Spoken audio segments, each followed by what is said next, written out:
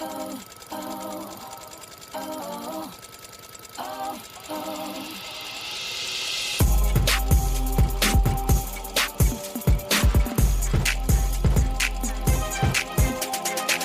Stitchers. Welcome to Stitch Please, the official podcast of Black Women Stitch, the sewing group where Black Lives Matter.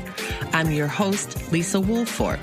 I'm a fourth-generation sewing enthusiast with more than 20 years of sewing experience.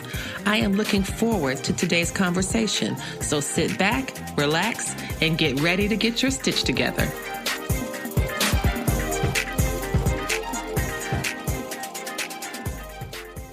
Good afternoon, good morning, good evening, wherever you are on the timeline. I am happy to welcome you. My name's Lisa Woolfork, and I am talking today with Sherry Roberts Lumpkin. Sherry is an amazing creator. She has created the Ragbaby Exchange Co., and the Ragbaby Exchange is a nonprofit organization that does the essential work of helping Black girls to love themselves. For me, this is vital work because strong girls become strong women, and not strong in the sense of Black women, hashtag strong Black woman, but strong in the sense of our own resolve and love for ourselves in the face of the onslaught of images that are often telling us otherwise. And so I wanted to welcome Sherry to the program. Thank you so much for being here. Thank you for having me. For Patreon supporters, you're going to get to see the ever amazing Sherry Lumpkin in the flesh, as well as with an amazing doll behind her. So if you are not a Patreon supporter, why are you not? It's only like $2 a month. I'm pretty sure you got $2 in the couch that you could totally give to Black Women Stitch. Let's be honest, okay? Can you talk a bit, Sherry, about what got you on the doll journey? I started really when I was a kid because I loved dolls. I taught myself how to sew by making clothes for my Barbie doll. I had this great box. It was like a suitcase. I remember it was blue with pink flowers, and inside was a Singer sewing machine and a Barbie doll. And I would take fabric and I would make her clothes. And I was just so in love with it. Sometimes would make fabric dolls. Like I was away over the summer with my grandmother in Virginia, and I lived in Maryland near Washington, D.C. And I was missing my mom, so I made her a little doll. She kept it for years, and sometimes I would look at it and I would go, oh, how embarrassing is that doll? But, you know, we had it, and now, when I think about it, the doll was not brown. The doll was out of Muslim cloth. But I still made it. And I think to myself, now, why didn't I make that doll brown? But that was all we had. Then cut to the 80s. My mom and I are searching for an angel to put on the top of her Christmas tree. We can't find any angels that look like us. It's like, we don't come in angels? Like, what's that about? Now, this was the 80s. Things are changing. And you couldn't find really nice Black dolls. You couldn't find, now, you know, of course, they had the Cabbage Patch dolls. But it still was a doll that was dipped in brown paint. It wasn't a doll that began from the inside out. I just decided I would make her a doll atop her tree. And when I did, it actually was out of paper mache. It wasn't really out of fabric. And when I did, I got so many orders from her friends, my friends, because everyone was wanting this brown doll to be on their tree. I was a volunteer at a Smithsonian museum in DC. It's a community museum called the Anacostia Museum. We had a quilt show and a doll show at the time. They asked me to run a workshop for the kids. And I noticed that most of the kids who were BIPOC, let's just say, brown and Black kids, were creating dolls with blonde hair and blue eyes. And, you know, not that blonde hair or blue eyes is an issue at all. Some Black people actually have it, and there's an African country where a lot of them may have that. That wasn't the point, but what the point was is that they were choosing this because of the narratives of the media and the people and racism and colorism.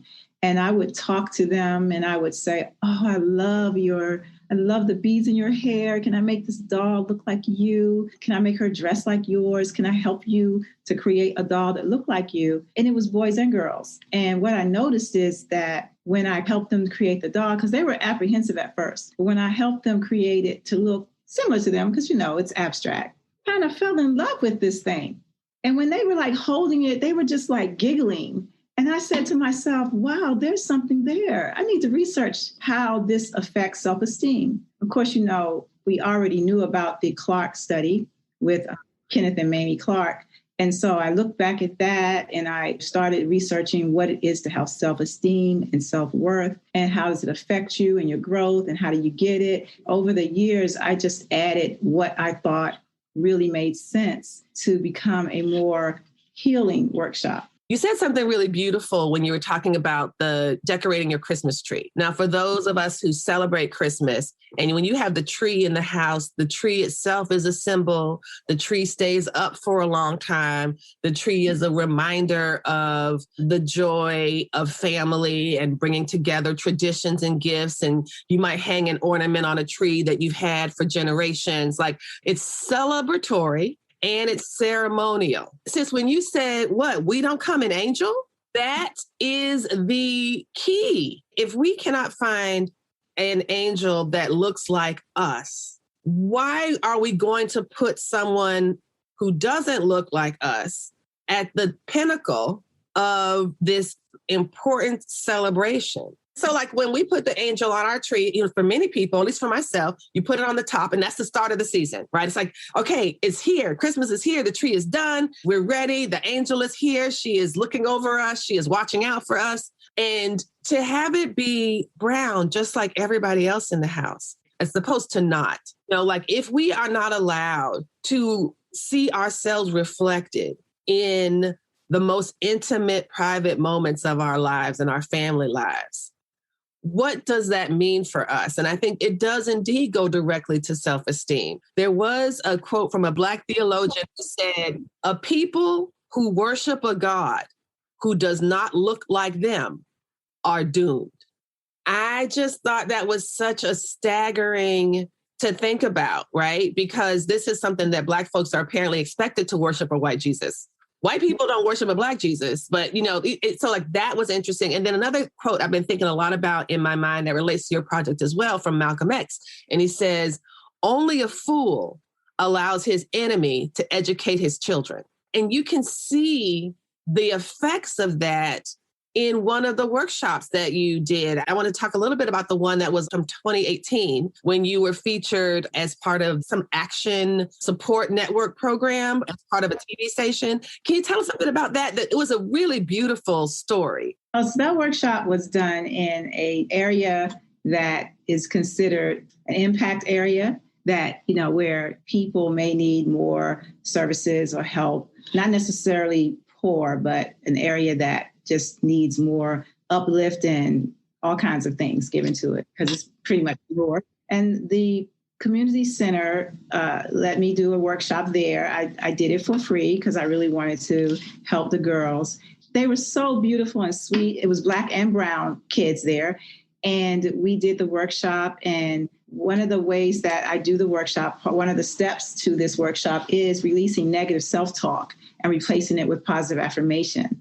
And when we release the negative self-talk, we are actually writing it down. And we sometimes put it on top of a mirror because, the mirror is the window to your soul. If your soul has junk covering up, you can't really see the truth. I had them write down these things that they needed to release. It's almost like if you have a sticky on your back in school, your friend says to you, oh my God, somebody put this sticky on here that says I'm with stupid, and they tear it up and throw it away. You're walking around the rest of your life thinking, wow, wait, am I stupid? Even though you may know you're not, but you might question that, from time to time. And that just becomes some junk inside of you that you need to release and weed out.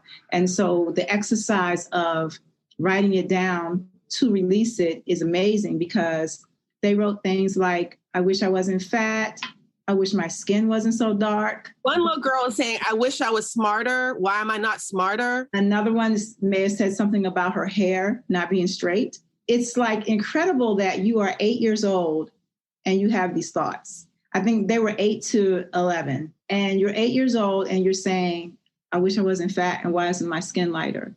And that is in the narrative of the world, right? The narrative, not just in America, but all over. And so we had them take those, know that they were releasing them, and we would tear up these things they said, but not just tear it, but like with a vengeance. We tear it, we like make it to little tiny pieces. I collect them. I make sure that they don't lose any, because I often tell kids, and we do this with adults as well, but I make sure I tell kids that it's like kryptonite. If you lose a little bit, it can still get you. You should see them. They're racing. If they drop the piece, they get it, man. They're like, oh no, get that up. It's like the little, so we throw it away. When we do women, sometimes we're able to do in a space, we may burn it. But when we do kids, we actually are throwing it away. Or sometimes we put it in a clear glass of water and let it melt away, because you can see the ink pen beginning to melt, because, water's healing as well.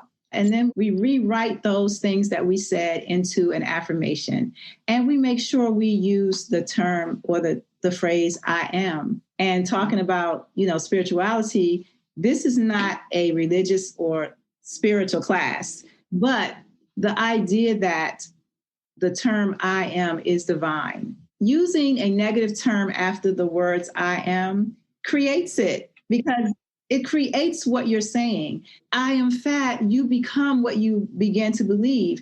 After I make sure I let them know that after the term I am is when you need to add what's positive. I'm not saying that you have to lie. I'm not saying that if you are overweight and you need to take care of it for health reasons, that you don't recognize that you are, but you write it differently. You say, I'm worthy of taking care of myself to build the beautiful body that I am. You change this into a positive statement. And once I get them to do that, I have them write those. And in writing them, the copywritten or patent pending, or we'll just say trademark idea of the Ragbaby Exchange is that we are stuffing these right into our bodies, right into the doll that we are creating. Sometimes we'll do notes to our younger self. I worked with a juvenile detention center, and it was with young girls. They're like, I'm not doing a doll making. I'm in jail. But they were told to do it, voluntold to do this. And they went through the workshop. And by the end of the weekend, they could speak on their experience. And one girl got up and said, I did not want to do this workshop, but I was forced to. And as I was doing it, I realized that no one has ever put love into me. And right now I'm stuffing love inside of me.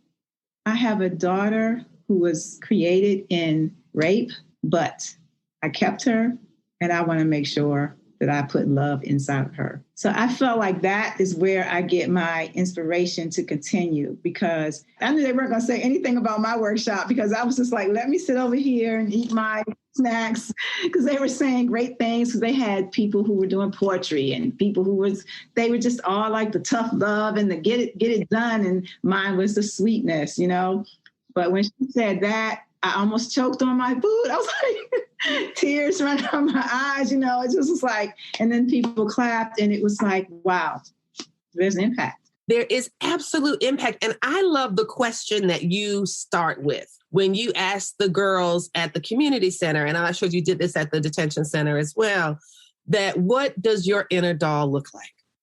What does that look like?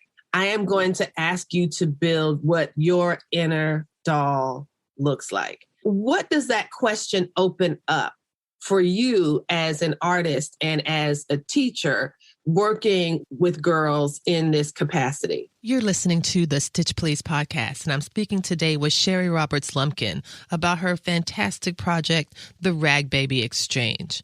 When we come back, we will hear the answer to the question that I asked Sherry about her inner doll. Stay tuned, and we will resume after the break. Black Women Stitch and the Stitch Please podcast are happy to announce that we have another way to connect with our community. In addition to the IG Lives that we do every Thursday at 3 p.m., we also now have a club on Clubhouse. That's right, friends. They done messed up and given me the chance to have a club. Follow Black Women Stitch on Instagram and now on Clubhouse Thursdays at 3 p.m. on Instagram and 3:45 p.m. on Clubhouse Eastern Standard Time. And we'll help you get your stitch together.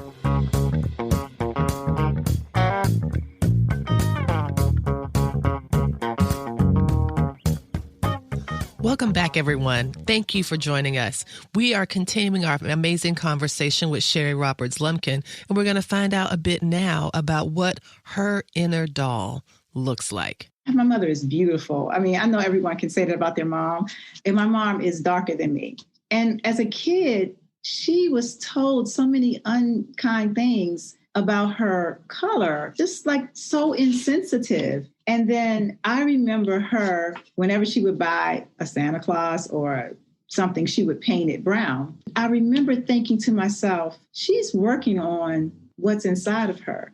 That she was just not even thinking about it, but she was doing it for us, but she was also working on herself, right? Because she still had some issues with being dark. No matter where she goes, people just die over her beauty. So I'm like, she doesn't even get how beautiful she is because she didn't know. What I thought when I saw her doing that, I think I've come sort of full circle because I had issues of self-esteem at 15, and I was a model for a major department store that I traveled around I think we went from Virginia, DC, Maryland to Pennsylvania.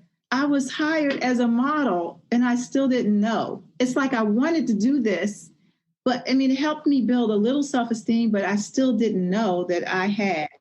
And everyone has this beauty inside. You're just the television, the magazines, the narratives all around. They destroy it for you. And then, then you have to compete with people, all of the whitewashing that has happened over the generations, the scientific studies, or even the way they say angry Black woman, the strong Black woman, the magical Black woman. I do think we're magical. Our magic is not for the use of white people. We're not like a magical lamp that you can rub it 3 times and then magic pops out. Black girl magic is for us. One of the things that I would notice is when I would get made up, I have a softer look. All the makeup was always done the same. It was always a rough, hard look. And I don't particularly like that. I think some women look so beautiful in dark lipstick, but it wasn't always for me. If it's for a spread that is about something, that's one thing. But to always make me up hard when that's not my look, that it's just because that's what they think is supposed to be done. I think that the whole image of us, even to the point that we don't feel pain, like you go to the doctors and they tell you that you're not. And it's just such, like you said, when you were looking at some of my stuff, you got a little sensitive. They don't think that we're sensitive. And I mean, I think that more and more people know and understand, and it's growing. However, I think this is a narrative that is sort of universal about us. And one of the things I love about what you said, and you said so many wonderful things. One, the notion of colorism. Colorism, as I see it, is internalized white supremacy. It's essentially taking that same white supremacy hierarchy about light is right and turning it on to ourselves. And this is one of the, in a religious sense or a Christian sense, some would say this is a trick of the enemy. Right. Or we just call it gaslighting today, that we are meant to somehow believe all the things that we have been told about us rather than trusting our own instincts, our own aesthetics, our own judgments, our own values, because it's much easier for white supremacy to operate if we cooperate and do some of the work for it. And we do some of that work for it when we're saying, I wish I was lighter. I wish my hair was straighter. I wish. And that's one of the things I absolutely love, that you get the girls and the women in your workshop to recognize and to pause at the answer to the question, what is your inner doll? What does that look like? What does she require? What does she need? How do you nurture her? How do you nurture her? Because no Black woman, in my opinion, is well served by the racist narratives designed to confine us. And I find that not just white people, but this white people for the sake of this conversation, often are taught the same things that we're taught. A lot of times, I don't even think they are conscious. And that's why during this awful pandemic, the 4 or 5 pandemics that we've had, one including racism, their eyes have been opened. I remember working for a magazine, and I was a worker. I was in my 20s. another Black woman worked there too, and she was darker and bigger. And then there was a white girl who happened to be Jewish. She said to me, why is it that I just find you so much more attractive and appealing than her? And I'm still like a little bit teary-eyed. As a young person, I did not know how to answer it. But then it came to me, and I said, obviously because what you have been taught is why you think that. Only because I am closer to your complexion than she is. But had there been a girl that was lighter than me here, you would have found her the more attractive one. And she was like, I know, I just think that you're prettier. I'm like, that's not it. That's not what you think. That's what you think. But what it is you're choosing by the level of colorism and racism that makes you think lighter, closer to you, hair was permed at the time, closer to you is what's more attractive, not that I'm prettier than this woman. Right. I think that's very insightful for her to even have recognized that what she's stumbling upon is racism and how racism shows up in her life and in her mind. It seems to me that to verbalize the question, it's really a question she should be asking herself. That's not a question. That's not a question for you. They always come to us to fix it. What I've been saying now, we can't help you find how to get out of racism. They're saying more and more of that now about white women. Read a book. Don't come to us. Figure it out. Yes. Or one of the things I've been saying lately is that I refuse to spend my life explaining white supremacy to itself. Yeah. Like, this is what you are doing and why it's hard. Because I'm a much less patient than you are, or maybe than you were. Maybe I was much more when I was 20 as well. But now I'm just like, I don't believe that anybody doesn't know these things. I just refuse to believe it. I learned it. I knew it. I live in the same country that you live in. You have got to know this is a thing. I don't know, but when you have privilege and it's not on your mind, the only thing that's on your mind is you. I mean, yesterday parking, someone just opens their door and I'm stuck in the middle of the street. He just looks at me and he goes, police behind me, all these people behind me. His door is wide open. He's pulling out kids and wifey and just be like, okay, I'm done now. You can go on. Not let me get back in the car so people can get around and then I can open the door. But he just swings the door open without looking. It's a privilege that they have that they're not even aware that you are just being rude or it's not about you right now. Yes, it's about the public and the flow of traffic that you are absolutely interrupting. Yeah. And your raised finger is not enough to stop it, except that it did. I wanted to ask also about, I'm just so excited about the corrective nature of this project.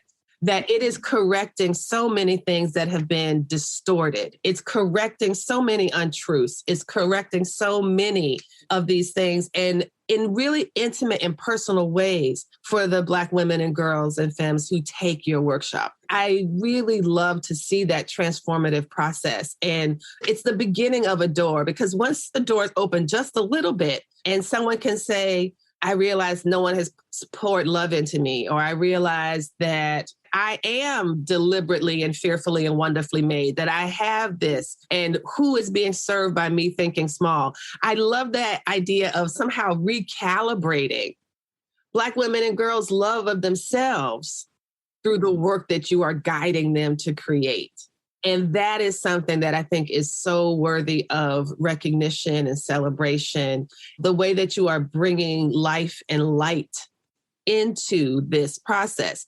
Can you talk a bit more about, I know, for example, some people talk about, well, sewing is my therapy, sewing is therapy. And I say therapy is therapy. But what I see you doing is an actual therapeutic process, a process of care, a process of love. Can you talk a bit more about that? Well, that process is very interesting. Oftentimes we'll have the rainbow of dolls. And when you have a certain amount of participants, you can't always get their skin tone color because sometimes that is insulting to people. They may not want that. But now that I have a box, a kit, I'm able to ask them and they can tell me because they want to get the color they want. However, if you go into a social services kind of situation, you just need to bring enough. And say you have 15 people and you bring 25 dolls. And then you let everyone pick and say there is like a light, a beige color and a white color, and then there's a dark color left, and you're my color, or a little lighter, maybe a little darker. What color do you choose? Oftentimes they choose white. Oftentimes they choose beige. But hardly ever do they choose the dark. And then you ask, you let them choose, and you don't try to embarrass them, but it's an opportunity for a conversation. And so when everyone gets back to their space and they're ready to start, I'll just ask the question, so why do you think you chose your doll color? So I'll let people tell me why they chose, oh, this looks like my skin color. And you could see a person becoming uncomfortable with their choice, And so when you get to them and they'll say, well, one little guy, I was in Cuba with Afro-Cuban kids. And the little boy goes, he has a white doll, and he goes, I chose white because white is purity and white is peace. And I said, why don't you choose your color and make his clothes white, and you can express purity and peace. He actually responded well, but it took some work because we talked about just the color black and white. I started asking the kids what it meant to them. And lots of kids were saying black was negative, black was mean, black was dark, black was cruel, white was precious, white was this. And then I started to explain to them about the fact, because I think one guy said black people were slaves. And I said to him, well, actually, they weren't slaves. They were Africans who were enslaved. And I had to, and I don't speak Spanish, so I had an interpreter. And then I had a friend who also speaks Spanish fluently. The interpreter was actually a white Cuban. And my friend, she's a black woman who lives in the States, but she speaks Spanish. She had to correct the translator because she couldn't find the words to say enslaved, right? And so my friend Lori had to keep correcting her until we got it right. And then that same little boy, when I said to him that you weren't slaves, you come from kingdoms that had kings and queens and civilizations that were smart and intelligent, and these people were stolen. His eyes lit up and he was so excited.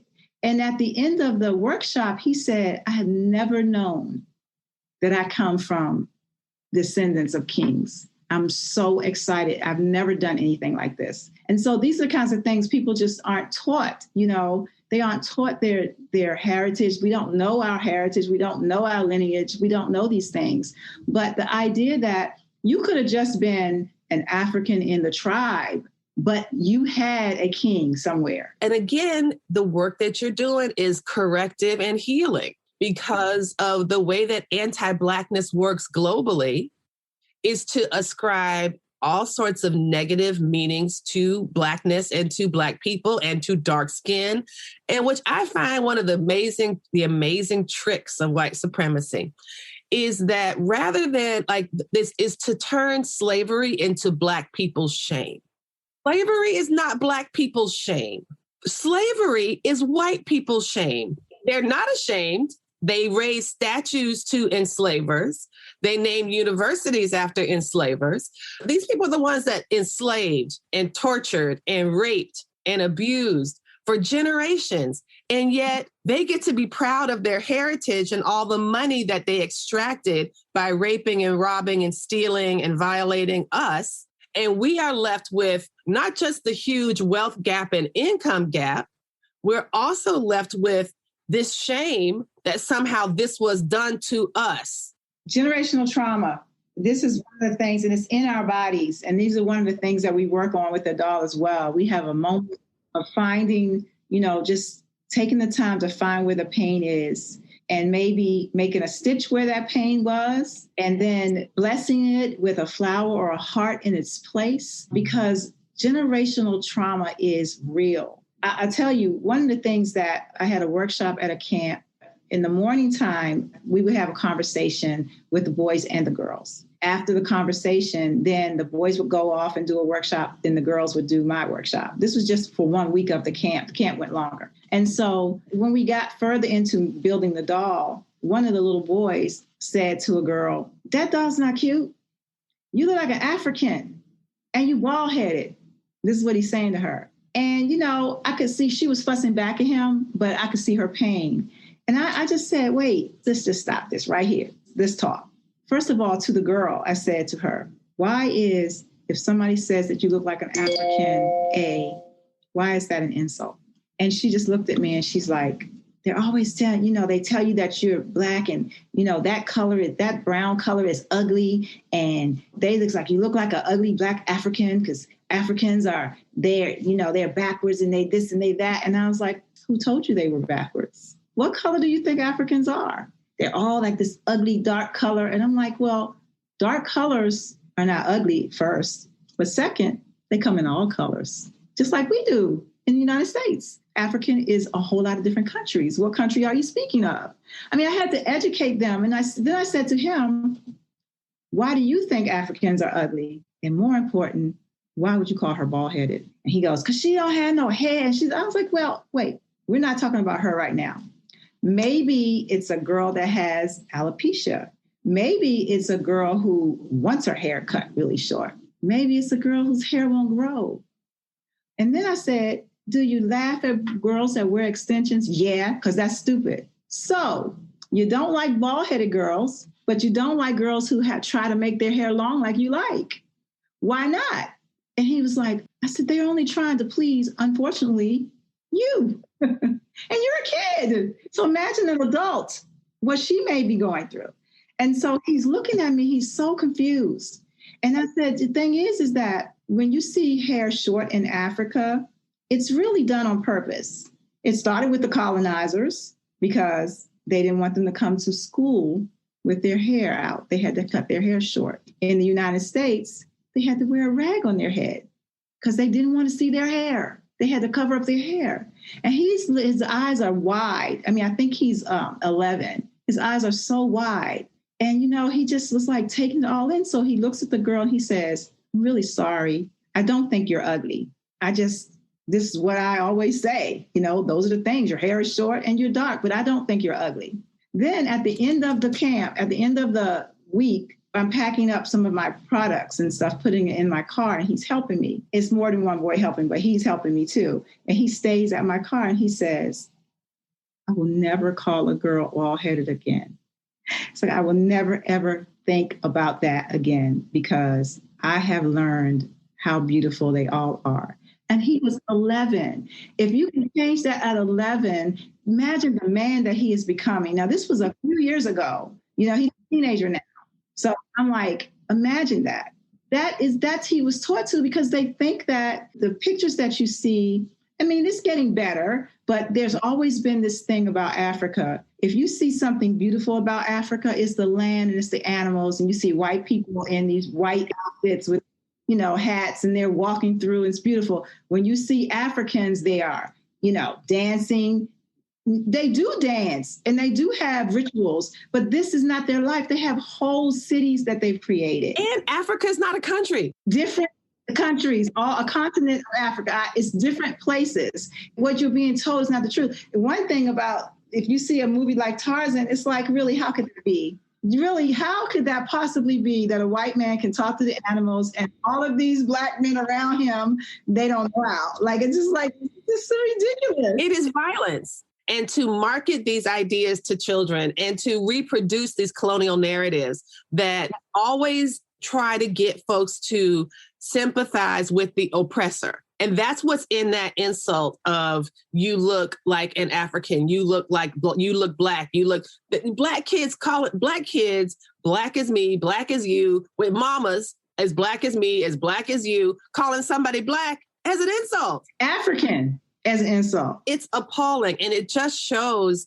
that the work that you are doing is so important because it is correcting and guiding these children to a better version of themselves based in love, because it's so much contempt out there that's available. And that's why you have 8-year-olds saying they wish they were thin. That's why you have 11-year-olds calling somebody African as an insult, because they have inherited these racist narratives that they also then believe, right? And it's so harmful. And the beauty of your work is that you are speaking to children to young people in language that they can appreciate. So making a superhero doll, making an angel that looks like them is something that is helping them from within and helping, I think, the community itself become more strong and robust and resilient, that you are giving them counter narratives that are equipping them to move forward in ways that are powerful and in ways that are keeping themselves at the center of a loving story of their life. That is something that is so priceless and so difficult and so precious. And I'm grateful to you for doing that. We are going to have to wrap up now because where did the time go? We didn't get to talk about everything. So this just means you have to come back. This just means we have to get to come back and have another conversation about this amazing work, about all that you are doing. But I'm so grateful to you. Can you tell us where folks can find you? How can we follow you on social media? How can we support this amazing project? Thank you. It's so great. You can find me on Facebook at the Ragbaby Exchange, also on Instagram, Ragbaby Exchange. Then Twitter is Dolls Make Peace. And then my website is Ragbaby, Ragbaby, then it's exch.org. And the website really needs some work. So we are trying to upgrade it. You cannot donate on the website at present, but you can contact me because I am a nonprofit, a 501c3, to contact me to pay other ways. And I would love it. So thank you. Yes. So y'all, I'm going to put all these links in the show notes so you'll be able to click to find Sherry Lumpkin and to connect with her, to support her with financial resources and any other aspects that you could, financial, let's just stay with that. I could say, people can send you fabric. No, she doesn't want fabric. Send her some money. If you send money, she can buy the things she needs. So thank you again, Sherry, for being with us today. I'm so grateful to you. This was wonderful. Thank you. I love it. Thank you, Lisa. I really appreciate it. I'm honored to be here.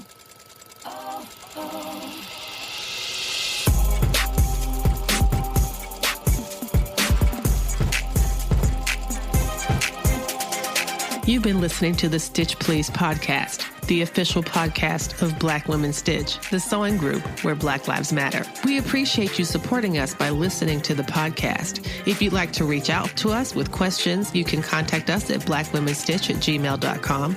If you'd like to support us financially, you can do that by supporting us on Patreon, Patreon. And you can find Black Women Stitch there in the Patreon directory.